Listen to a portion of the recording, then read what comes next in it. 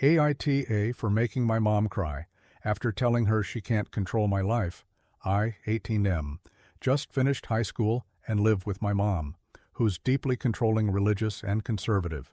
She recently announced that she plans to send me to an Islamic boarding school for at least 5 years.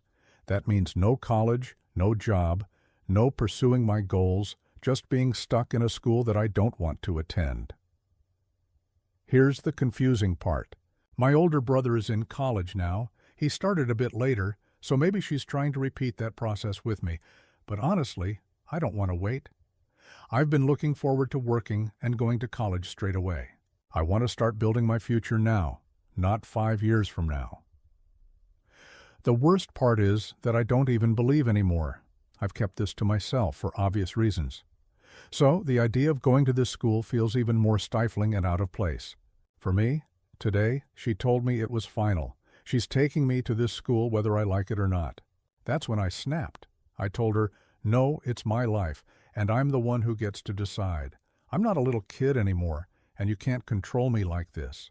She immediately started crying and saying stuff like, I've sacrificed everything for you, and this is how you repay me. I didn't know how to respond.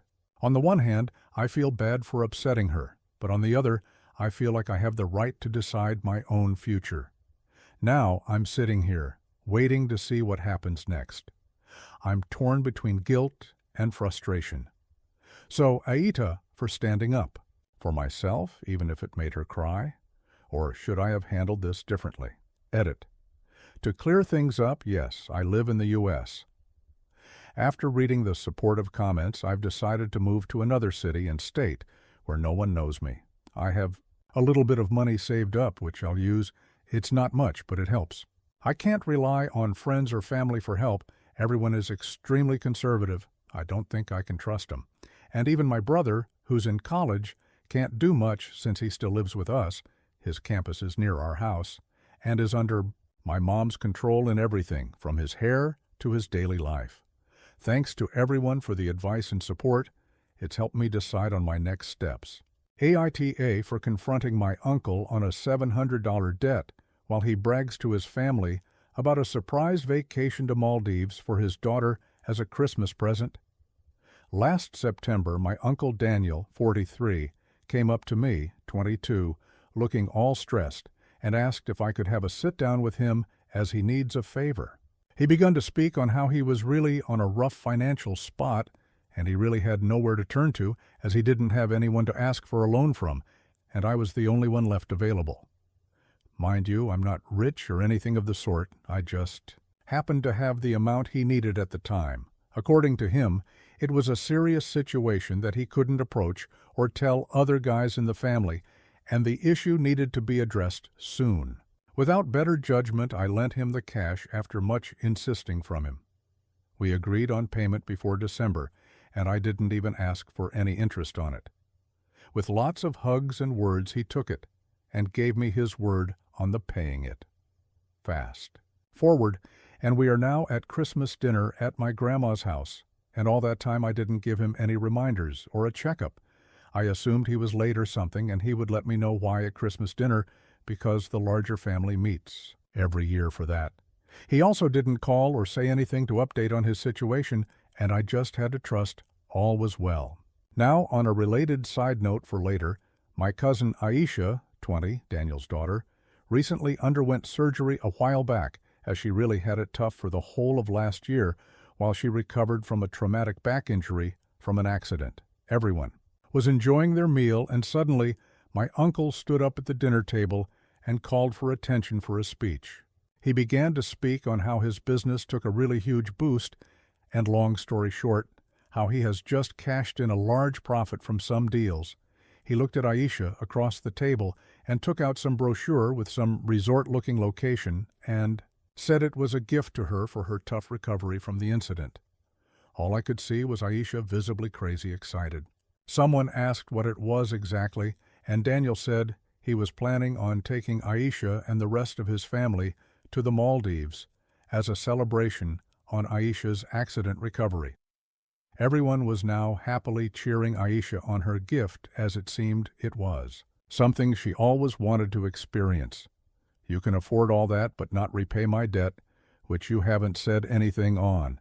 The words just slipped out of my subconscious mind as I looked at him straight in the eye. His words were, "Why are you talking about that now, of all places?" Now I was pissed, I reminded him, in front of everyone on the exact amount, and I told him the fact on how he wasn't even communicating on repaying it.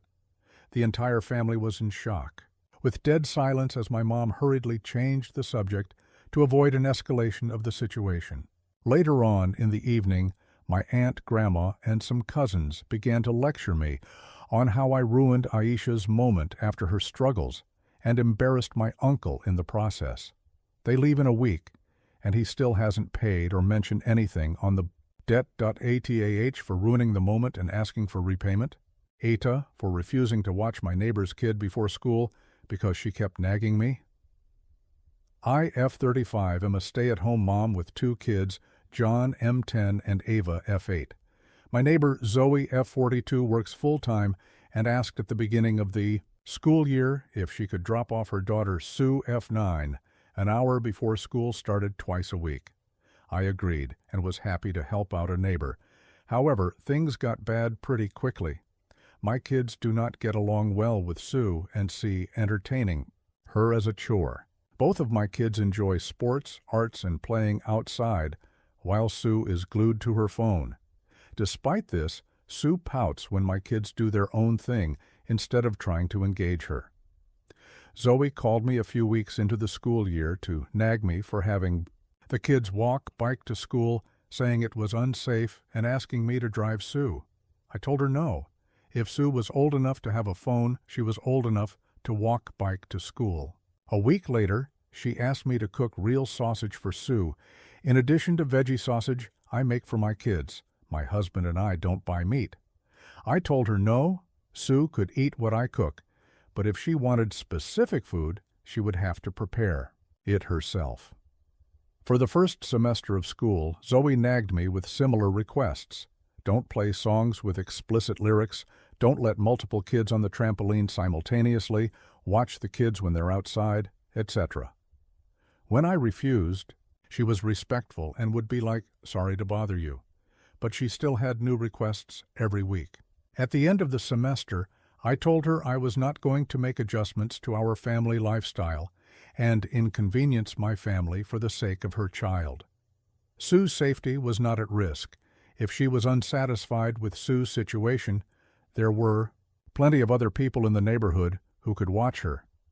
Zoe seemed really receptive, and I was hopeful that would be the end of her nagging.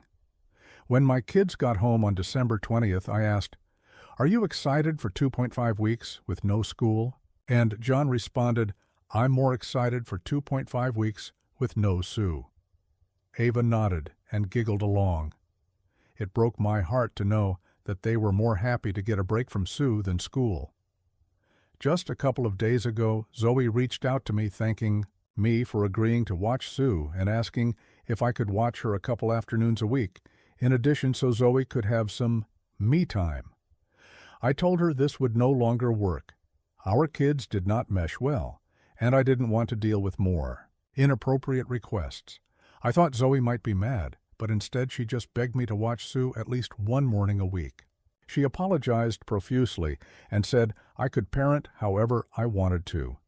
This made me feel bad because she genuinely needed my help and did not know what she would do.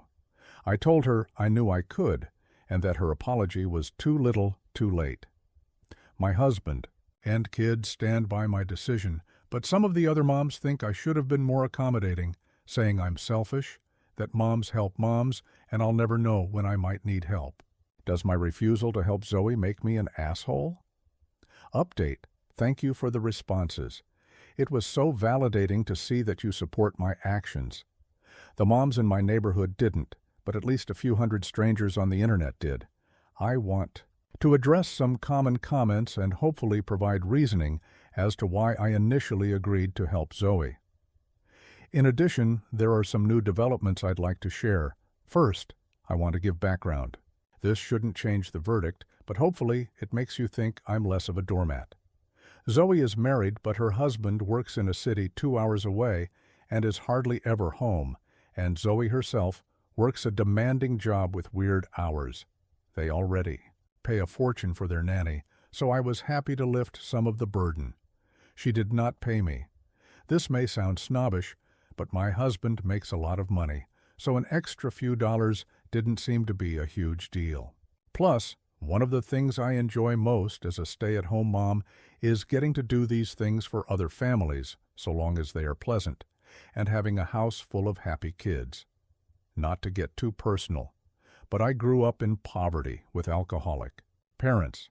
My parents struggled to put food on the table, and our utilities frequently got shut off, so it was often the kindness of our neighbors that kept me fed, clothed, clean, and maybe even alive. So yeah, in retrospect, I shouldn't have agreed to do so much for Zoe for free, and I have learned from my mistakes, but hopefully this can help you understand why I did it in the first place.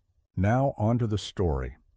One of the moms who is close to me, Jen, reached out asking what happened with Zoe. I thought everyone knew, but I recalled the events of the semester leading up to a couple days ago. Jen said that's not what she heard. Zoe had told everyone that she paid me $100 an hour and that I let the kids watch R-rated shows and eat candy for breakfast, and I called her a stuck-up bitch when she asked me not to. She told them my kids bullied Sue so relentlessly that she came home crying every day she came to my house, and that I encouraged said bullying. When Zoe complained about this to me, I supposedly denied it. To top it off, I demanded Zoe pay me $200 an hour, or I would stop watching her little brat. I was horrified that Zoe was spreading this misinformation about me. I assured Jen that none of it was true, showing her receipts of my text exchanges with Zoe. Jen told me she believed me and promised to help me set the record straight. I just don't know what to do because none of the moms will talk to me, and all of the playdates John and Ava had scheduled were canceled. I worry because even if we can convince everyone that Zoe is a liar, people will still be suspicious of me. My family has only lived in this town for a couple of years, and Zoe's family has lived here much, much longer. I can take my reputation being tarnished, but I worry especially for my kids. I don't want their friendships to be ruined by some girl who can't accept my decision to not provide free childcare.